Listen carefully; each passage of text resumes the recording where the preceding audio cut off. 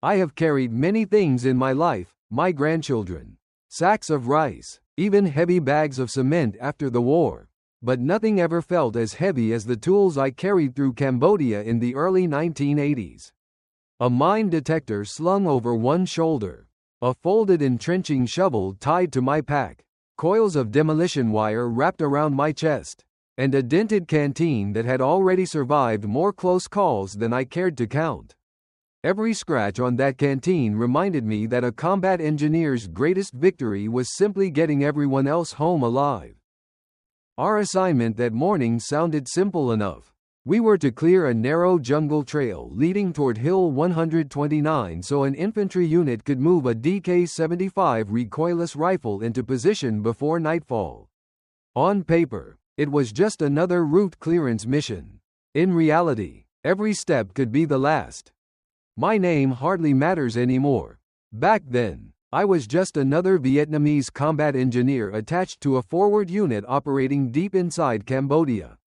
While the infantry focused on chasing the remaining Pol Pot forces, our job was making sure they could actually reach them. Roads, bridges, minefields, fallen trees, those became our battlefield. There were 4 of us in the engineer team. Sergeant Hung was our leader. He rarely raised his voice and never rushed a decision. He always said, "Steel can be replaced. A man can't." We trusted him because he treated every mine as if it had been buried specifically for him. Tan was the youngest among us. Barely 20, he carried a faded photograph of his fiancée inside a waterproof pouch. Whenever we stopped to eat, he would glance at the picture for only a second before putting it away. He never wanted anyone to catch him doing it. Luke was built like an ox but spoke less than anyone I had ever met. Before joining the army, he had repaired farm equipment in his village. He dreamed of opening a small machine shop after the war, fixing tractors instead of carrying explosives. We started before sunrise. The jungle was soaked from rain that had fallen through most of the night. Wet soil clung to our boots, and the smell of damp earth mixed with rotting leaves filled every breath. Somewhere above us, unseen birds called through the thick canopy while insects hummed without pause. No one talked much. In our line of work, silence wasn't discipline, it was survival. Around mid-morning, we stopped for a short break. Breakfast was nothing more than dried rice softened with canteen water. Nobody complained. Hunger had become another piece of equipment we carried. I took a sip from my battered canteen, noticing another fresh dent that I couldn't remember getting. Then Sergeant Hung unfolded the map. "The old trail runs straight to Hill 129, he whispered, pointing with a dirty finger. But local villagers warned our scouts that the Pol Pot may have mined it again after pulling back. No one answered. We checked our equipment one last time. Mine detector batteries, probing rods, shovels, demolition cord. Everything had to work perfectly because there would be no second chance if something failed. The infantry column waited several hundred yards behind us, along with the crew struggling to move the heavy DK-75 through the muddy jungle. Every minute we delayed meant they would lose daylight. Every careless move meant someone behind us might never see another sunrise. I switched on my mine detector. The steady hum echoed softly through the headphones as I swept the search head inches above the muddy ground. Left to right, one careful step, another slow sweep. For several minutes, there was nothing. Then, without warning, the detector gave a sharp, unmistakable signal. I froze. A second sweep produced another signal. Then another. I slowly raised my eyes toward Sergeant Hung. Neither of us spoke. We both understood the same terrible truth. The only trail capable of bringing the DK-75 safely to Hill 129 had just become a minefield. The first signal came from a shallow spot near the center of the trail.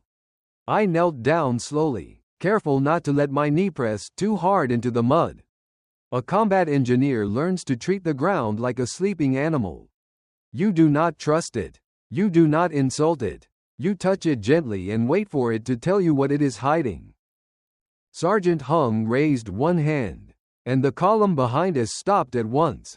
Even the men dragging the DK-75 seemed to freeze in place. The jungle became too quiet, except for the soft ticking sound of rainwater falling from the leaves. I used my probe to peel back the wet soil a little at a time. The mud was dark and sticky, packed with roots as thin as sewing thread.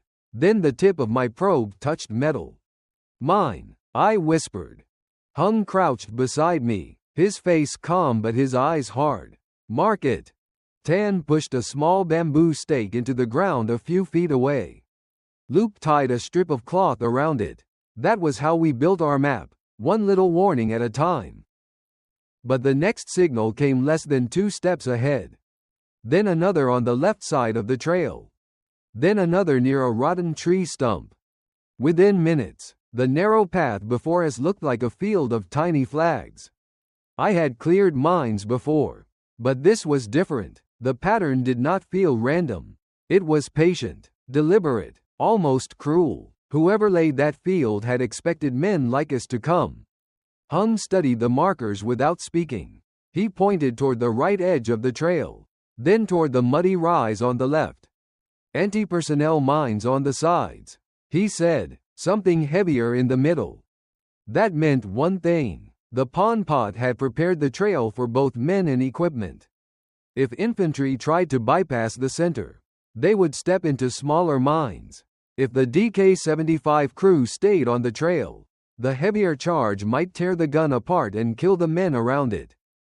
Tan swallowed hard. He was young, but he understood. His hand moved toward the pocket where he kept the photograph of his fiancée. Then stopped halfway. He did not take it out. Behind us, someone whispered for water. Another man coughed from fever. Many of us had malaria off and on in those days. You could see it in the yellow eyes, the shaking hands, the way a man tried to smile while his bones felt full of ice. Hung took off his helmet and wiped rain from his forehead. "We can use detonation cord," Luke said quietly. "Clear a lane fast." Hung shook his head. "Too loud. If they are waiting beyond the ridge, they will know exactly where we are." No one argued. The other choice was worse. Remove the mines by hand. Slow work, close work, work done with breath held in the throat and every muscle begging you to hurry. We had maybe a few hours of good light left. The DK-75 had to reach Hill 129 before dark. Or the infantry ahead would have no support if the Pon Pot turned and fought from the high ground. Hung looked at each of us. "We open one lane," he said, "wide enough for the gun team. No shortcuts, no hero tricks." Then he looked directly at me. "You take the center. I will check the left edge. Tan, mark and pass tools. Luke, keep the rear clear and watch the slope." I wanted to say something brave. Instead, I only nodded. We began. The first mine came out after nearly 20 minutes. It was slick with mud and wrapped in roots, as if the forest itself wanted to hold it down. I eased it free inch by inch, then passed it back like a bowl filled with fire. Nobody breathed until it was placed safely away from the trail. By noon, my fingers were cramped and my shirt was soaked through. Dried rice sat untouched in my pocket.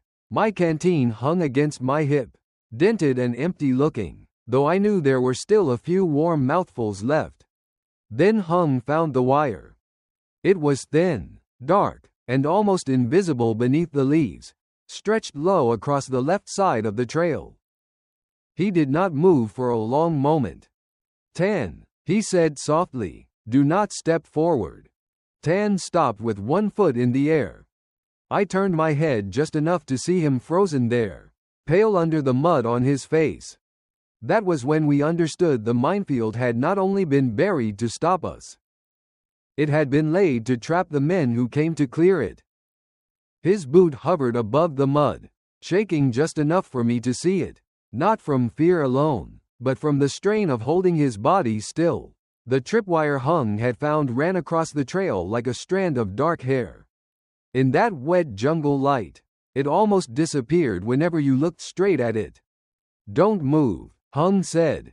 His voice was low, plain, and steady. That was what saved us many times. Not courage spoken loudly, but calm spoken softly. I set my probe down inch by inch and crawled toward Tan from the center of the trail. Luke stayed behind me, gripping a shovel in one hand and a roll of cloth markers in the other. Nobody breathed normally. Even the men back with the DK-75 seemed to understand that sound itself had become dangerous. The mine tied to that wire was hidden under a mat of leaves near a fallen branch. Hung uncovered it with 2 fingers and the tip of his knife. It was not big, but it did not need to be. A small mine could take off a foot, blind a man, or make the whole column panic into the larger charges buried ahead. Tan, I whispered. Put your foot down exactly where it was. I don't remember, he said. That answer stayed with me for years. In training, we learned procedures. In war, sometimes a young man simply forgot where his own foot had been. I slid my hand into the mud and found the edge of his old footprint. The rain had softened it, but the heel mark was still there. I tapped the spot twice. Here, slow. Tan lowered his boot like he was setting down a bowl of boiling water. When his sole touched the mud, nothing happened. Only then did I realize my shirt was stuck to my back with sweat, though the air was cool under the trees. Hung cut the wire after securing both ends. We did not cheer. Men who clear mines do not celebrate too early. By early afternoon, we had opened less than 30 yards of trail.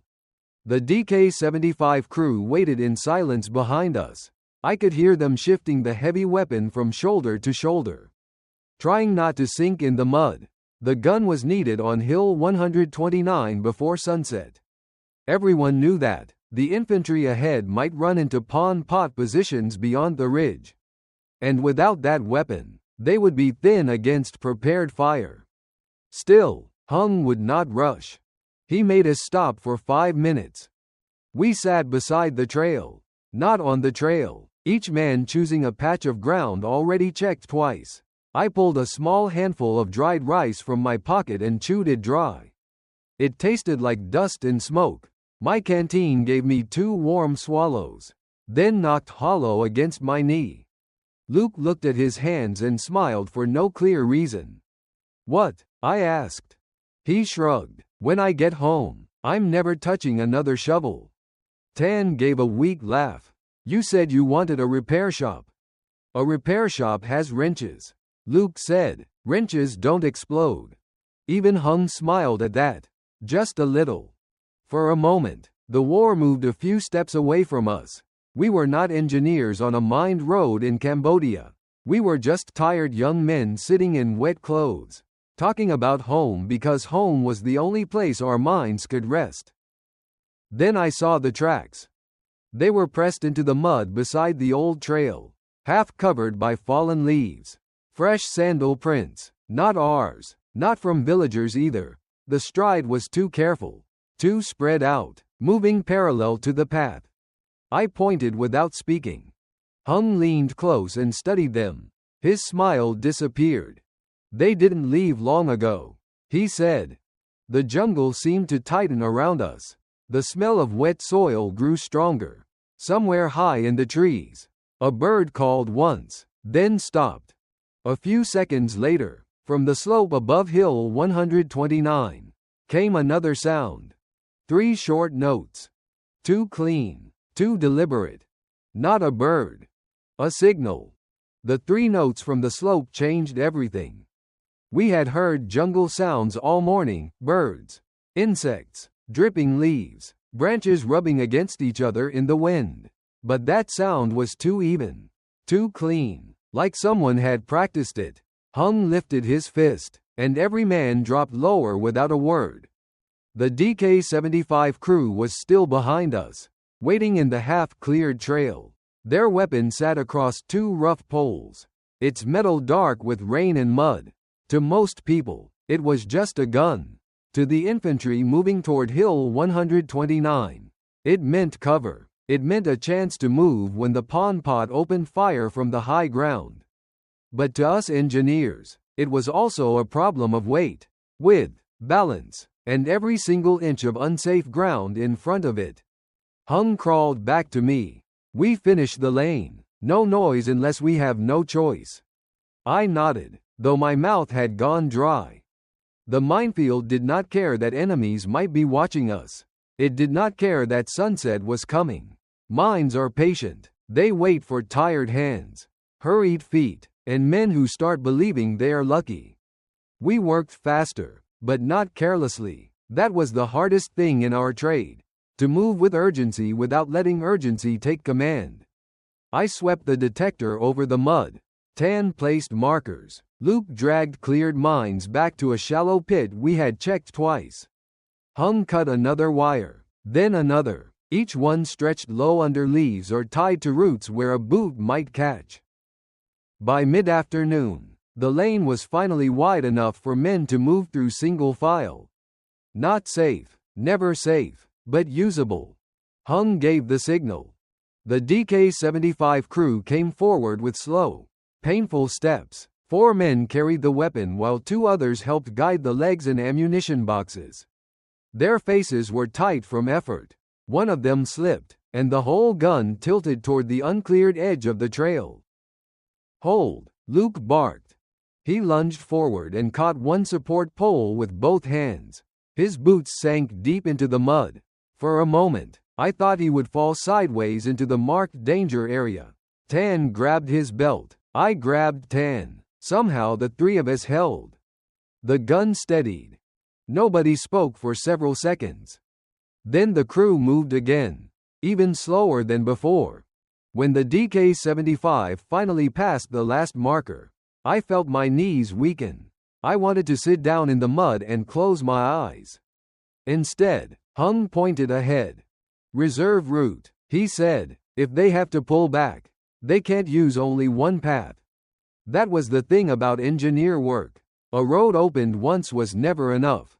You had to think about retreat, wounded men, ammunition, stretchers, night movement, rain, panic, and the mistakes men make when bullets start cutting leaves above their heads. So while the DK-75 crew climbed toward Hill 129, we stayed behind and opened a second narrow path along the slope. Then the first shot came from above. It was followed by 2 more. Then a burst from an AK. The infantry answered. The hill, quiet all day, suddenly seemed to wake up angry. A few minutes later, the DK-75 fired. The blast rolled down through the trees and hit my chest like a heavy door. Leaves shook loose from branches. Birds exploded from the canopy. Then came another shot. The gun crew had reached its position. For a brief moment, I felt proud. Not loud, not happy. Just proud in the tired way a man feels when a hard job has not been wasted. Then the earth shifted under my left boot. Rainwater had softened the slope. The recoil blasts and movement above loosened the soil, and a sheet of mud and stones slid down across the very lane we had cleared. Bamboo stakes disappeared. Cloth markers vanished under brown sludge. The route that had taken us hours to open was being swallowed in seconds. Tan cursed under his breath. Luke grabbed his shovel and started forward, but Hung caught his arm. "Stop, we don't know what moved with the dirt." He was right. A buried mine could have shifted. A tripwire could have tightened. The whole safe lane had become unknown ground again. Then a runner came stumbling down from the direction of Hill 129. Mud up to his knees. Breathing hard. "Engineer team," he gasped. "The pursuit element is moving out. They need this trail clear now." Hung looked at the buried markers. Then at us. The DK-75 had made it to the hill. But the men going after the pon pot were about to step into a road we could no longer trust. By the time the pursuit element reached us, daylight was already slipping out of the jungle. In Cambodia, dusk did not arrive politely. It dropped fast, filling the trees with gray shadow until every stump looked like a crouching man and every hanging vine looked like wire. The DK-75 still fired from above Hill 129. But the blast sounded farther away now, muffled by the slope and the thick wet forest. Each shot rolled over us, then faded into the night noises, frogs, insects, dripping leaves, and the hard breathing of tired men. The officer leading the pursuit group crouched beside Hung. His face was streaked with mud, and one sleeve had been torn open by thorns. "We have contact moving north," he said. "Small pond pod group, maybe the same ones who laid the mines. We need a path through now." Hung looked at the trail buried under the fresh slide. Our bamboo markers were gone. The checked ground, the unsafe ground, the half-cleared strip. All of it had been mixed together into one brown mess. To an infantryman, it looked like mud. To us, it looked like a loaded weapon with no handle. "I can't call this road clear," Hung said.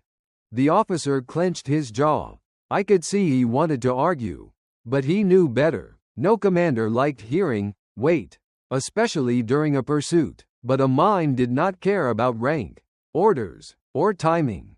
"We go with you," Hung said. "Single file, step only where we step." That was how part 5 of that night began, not with a charge, not with shouting, but with 4 combat engineers walking into darkness ahead of men who were depending on our footprints. I took the detector again. The headphones pressed against my ears, trapping me inside that thin electric hum. Every few steps, the ground changed. Mud became gravel, gravel became roots, roots became pools of black water. I swept slowly, left to right, trying to read the trail while my legs begged me to hurry. Behind me came Tan, carrying cloth markers and a coil of demolition cord. Behind him was Hung, watching both sides of the trail. Luke followed with a shovel and extra stakes, his breathing heavy but steady. Then the radio failed. At first it was only static. The operator tapped the set, adjusted the antenna, whispered into the handset. Nothing answered him but a dry crackle. "We lost the rear," he said. No one cursed. No one needed to. Losing contact meant the men behind us would not know where we were if the shooting shifted. It also meant the DK-75 crew above could not be warned if we got pinned down below. The officer leaned close to Hung. "Can we continue?" Hung did not answer right away. That was one thing I respected about him. He never gave a fast answer just to sound brave. He listened, to the jungle, to the men, to the ground. "We continue," he said at last, "but slower.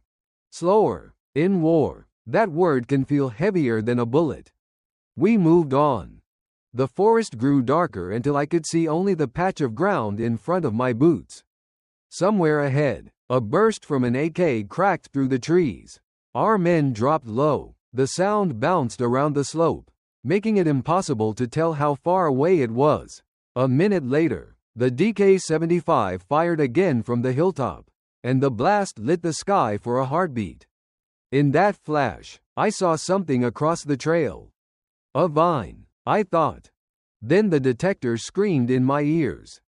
I froze so hard my teeth clicked together.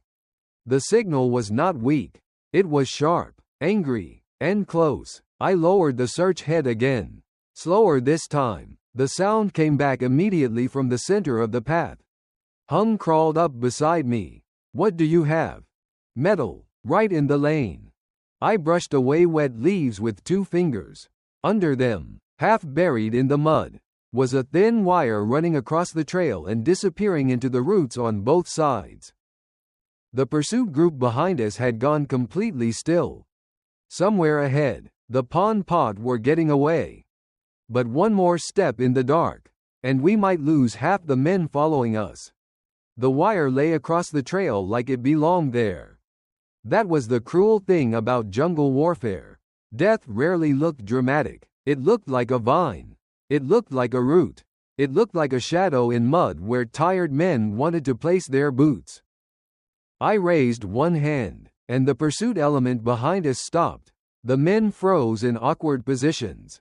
Rifles held low, eyes fixed on our backs. Somewhere ahead, The Pon Pot group was slipping farther into the darkness. We could hear scattered movement on the slope, branches snapping. A short burst from an AK, then silence again. The officer crawled up beside Hung. "Can you cut it?" Hung did not look at him. His eyes stayed on the ground. "Maybe," he said. That word frightened me more than a no.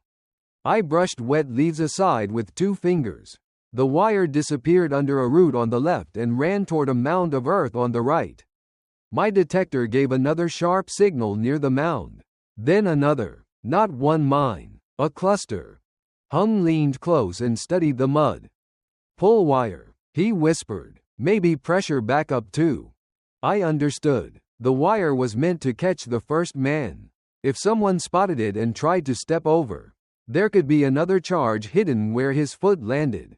If someone cut it wrong, the tension might change and set off the whole group.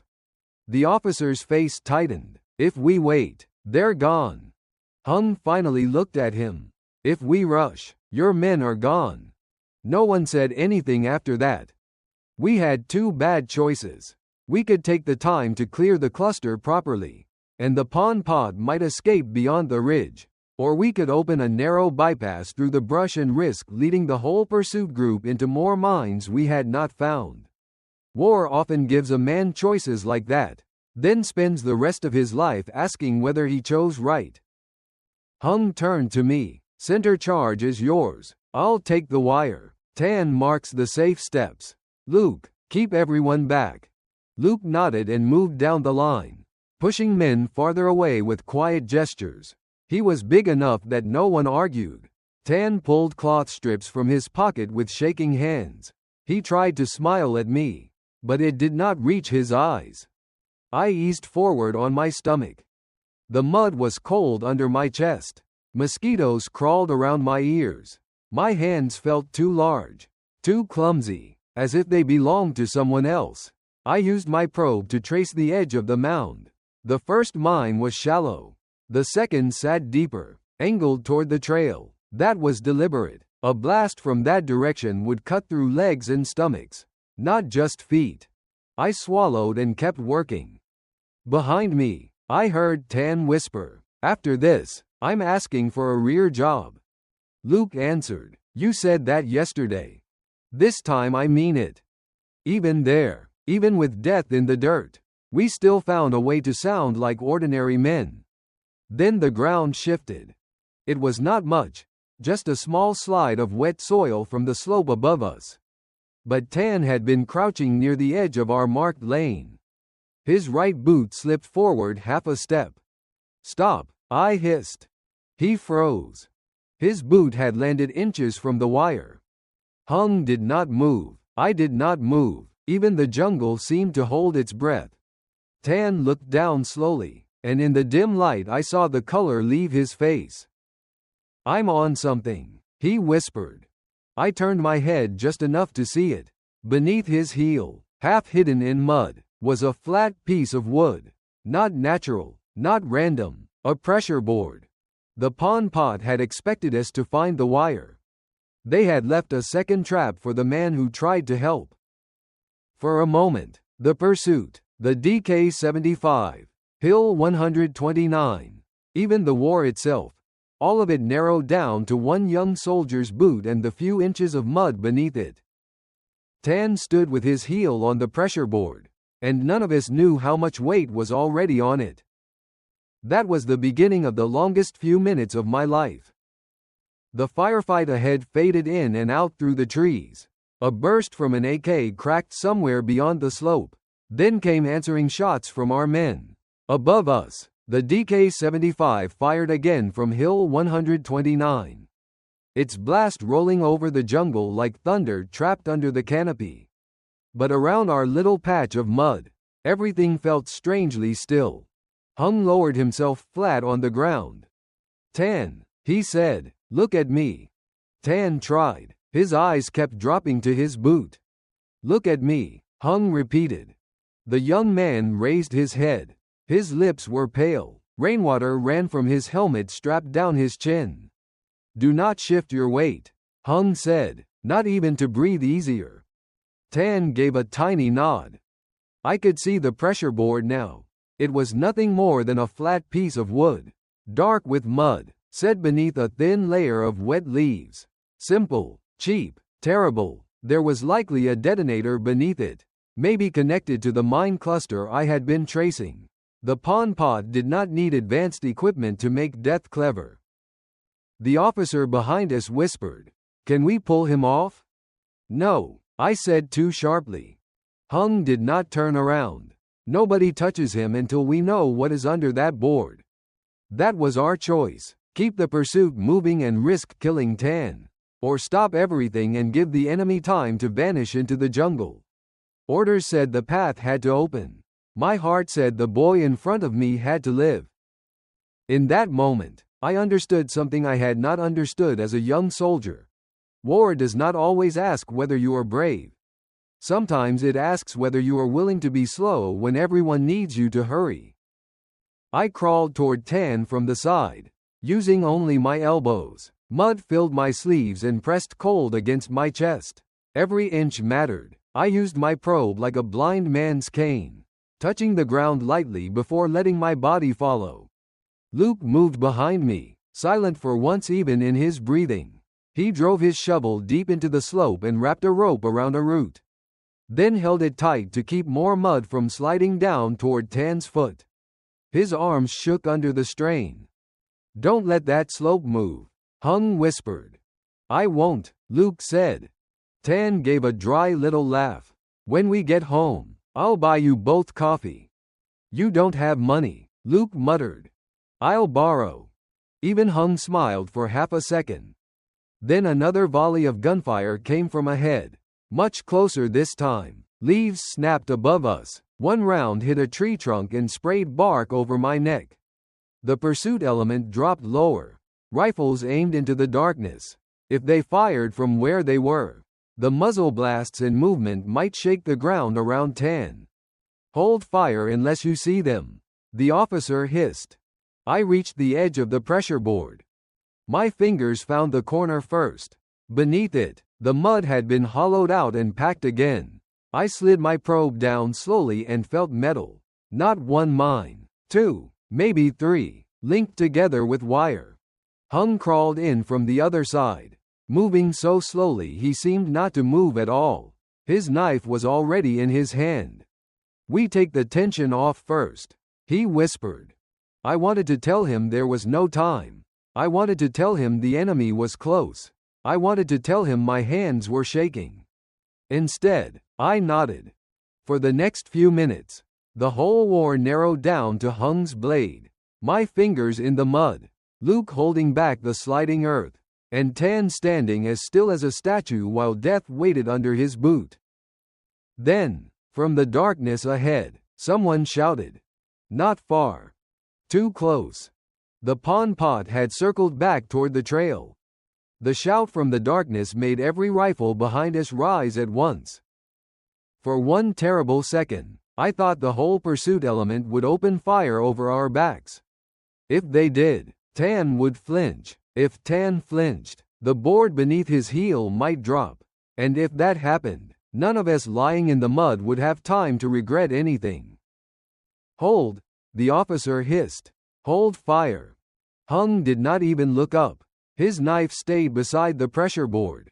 My fingers were buried in cold mud, feeling for the wire that ran from the board into the mine cluster. Luke still held the rope tied around the root, his arms locked, his boots sliding little by little down the slope. Another shout came from ahead, followed by a burst from an AK. Bullets cut through leaves above us. One struck close enough that dirt jumped against my cheek. The men behind us returned only a few careful shots, low and controlled. They understood now. The real enemy in that moment was not only in the trees. It was under Tan's foot. Then the DK-75 fired from Hill 129.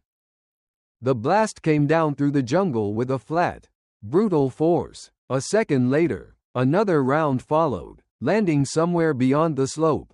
The night flashed white behind the trees. Branches snapped. Men shouted. The Pon Pot fire broke apart, scattered, then shifted away from our trail. That gun had reached the hill because we had cleared the first lane. Now it was buying us the seconds we needed to keep this one from becoming a grave. Again, Hung whispered, almost to himself.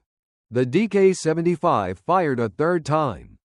The pressure in the air made the wet leaves tremble, and for a moment I feared the shock would set off the mines. But the board under Tan held. He did not move. His face looked older than it had that morning. I found the branch wire, I whispered. Hung nodded. Pin it. I slid a small wooden wedge under the wire, then pressed mud around it to keep the tension steady. It was ugly work, not something any manual would praise. But in the jungle you used what you had: wood, mud, cloth, a knife, and hands you prayed would not shake. Hung cut the first line. Nothing happened. I heard Tan breathe out, but Hung snapped. Still. The second wire was deeper. Hung could not reach it from his side. I had to slide my left arm under Tan's boot, not touching the board, just enough to expose the mud beneath the heel. I could smell wet leather, rust, and my own fear. Behind us, Luke groaned. The slope was moving again. Luke, I whispered. I've got it, he said, but his voice told me he did not have it for long. The DK-75 fired once more. Farther now, the Pon Pot group was being pushed off the trail. The pursuit element could move soon, if we opened a path. If Tan lived, if the slope did not slide down and bury the whole trap. Hung reached across me with his knife. On my count, he said. I pressed the second wire against the wedge. Hung cut. For half a heartbeat, the world stopped. Then nothing. No blast, no fire, no bodies thrown into the dark. Hung put one hand on Tan's ankle. Lift straight up, slow. Tan lifted his boot as if pulling it away from deep water. The pressure board rose a fraction with it. Stuck by mud, I pushed it back down gently with the flat of my knife. Tan stepped backward into the mark one had made. Luke released a breath and nearly fell. Tan dropped to his knees. But no one had time to comfort him. Hung looked at the officer and pointed to the narrow line of safe steps. Move them through, one by one. The pursuit element passed us in silence, each man stepping exactly where we told him. Above, the DK-75 kept firing. Slower now, controlled and steady. Its sound was no longer just a weapon to me. It was the sound of men on the hill protecting men in the mud. When the last soldier crossed, Luke tried to stand and failed. Only then did we see the blood running down his sleeve. A splinter of wood or stone from the gunfire had torn into his arm while he held the rope. He had not said a word. Hung looked at me, then at the dark trail ahead. Take Luke back, he said. Tan goes with you. And you? He picked up the detector and turned toward the remaining stretch of uncleared ground. I'll finish the lane. I did not want to leave Hung behind. Even now, after all these years, I still remember the look on his face when he told me to take Luke and Tan back. There was no drama in it, no speech about sacrifice. He simply picked up the mine detector, checked the battery box with his thumb, and turned toward the dark trail as if he were going to finish sweeping a village road at noon. Luke tried to argue, but his arm had gone weak. Blood had soaked through the cloth I tied around the wound. He kept saying it was nothing, but his voice had that thin sound men get when pain is starting to take hold. Tan walked beside him, still pale from the pressure board. He had not said more than 3 words since we got him off that trap. Behind us, the DK-75 fired only once every few minutes now. The pursuit element had moved beyond the bend, following the narrow path Hung had opened. Their footsteps faded into the wet jungle. Then came scattered shots. Farther away than before, the Pon Pot group was being pushed back from Hill 129. But the night had swallowed everyone. We reached a shallow washout where the trail widened. There, a small rear party had set up a temporary aid point under a torn poncho. A medic with fever-bright eyes took one look at Luke and pulled him down onto an empty ammunition crate. "Sit," he said. Luke obeyed for once. I handed Tan my canteen. It was dented, muddy, and nearly empty, but he drank one small swallow and passed it back like it was something precious. For a while, none of us spoke. War often leaves silence after danger. Not peaceful silence, more like the silence after a door has slammed shut. Your ears still ring. Your hands keep moving even when there is nothing left to hold. You look at the men beside you and understand that 5 minutes earlier, one wrong breath could have made them disappear.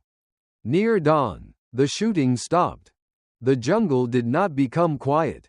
It changed sounds. Night insects faded, birds began calling, and the gray light slowly revealed what darkness had hidden. The trail looked worse than I had imagined. Mud was torn open by boots and shrapnel. Leaves were shredded. The safe markers we had placed looked small and lonely against all that broken ground. Then Hung came back. He walked slowly, carrying the detector in one hand and 2 unused stakes in the other. His uniform was soaked, his face had turned a strange gray color, and his lips were dry and cracked. At first I thought he had been wounded. "Hung," I called. He looked at me, but his eyes did not seem to focus right away. "I finished the lane," he said. That was all. The pursuit element had completed its mission beyond the ridge. The DK-75 had held from Hill 129 through the night. The road, such as it was, remained passable for wounded men and ammunition bearers.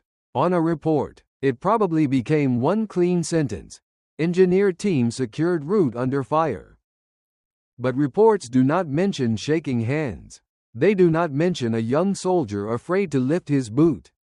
They do not mention a man holding back a sliding slope with blood running down his sleeve. They do not mention the smell of wet soil and explosive powder when morning finally comes. Hung sat beside me and suddenly began to shiver. Malaria had caught him hard. He had been fighting it all night and never told us. The medic wrapped him in a damp blanket and checked his forehead. Hung waved him away, then reached for the detector lying beside his boot. He pushed it toward me. "Keep this dry," he said. "It still hears better than we do." I tried to laugh, but nothing came out. A little later, they carried him toward the rear on a poncho stretcher.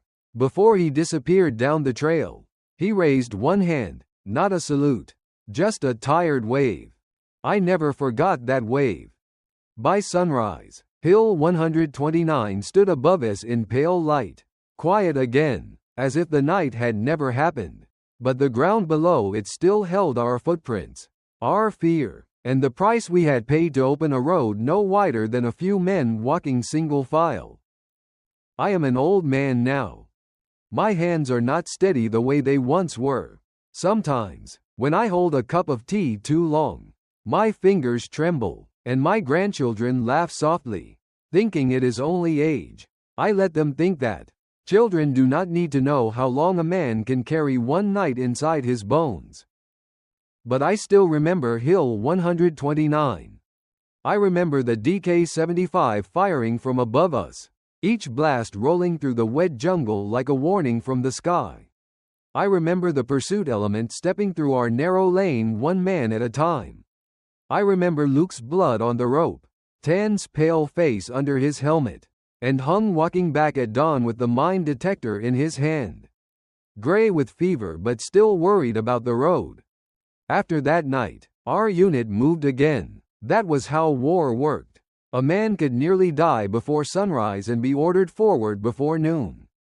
The trail below Hill 129 became just another line on a map. The DK-75 was carried to another position. The infantry kept chasing scattered Pon Pot groups through forests and villages whose names I can no longer pronounce correctly. Luke survived his wound. Years later, I heard he did open a small repair shop. Just like he had dreamed. He fixed water pumps, rice machines, and old tractors. A friend told me he kept a shovel by the door, not for work, but because he said a man should never forget what once kept him alive. Tan made it home too. He married the girl in the photograph. The last time I saw him, he was heavier, quieter, and already a father. We did not talk much about the pressure board. Men like us often carried our memories beside each other without opening them. Hung was different. Malaria weakened him for months. He returned to duty later, thinner than before, still calm, still careful. I served with him only a short time after Hill 129 before our paths split. News traveled badly in those years, and sometimes it traveled too late. I never knew exactly what became of him. That uncertainty has followed me longer than many certainties. Before he was carried away that morning, he gave me the detector to keep dry. I returned it to the unit later, of course. Equipment belonged to the army, not to men. But years after the war, when I visited an old storage shed during a veterans gathering, I saw a broken detector of the same model leaning in a corner. It no longer worked. The handle was cracked. The search head was dented.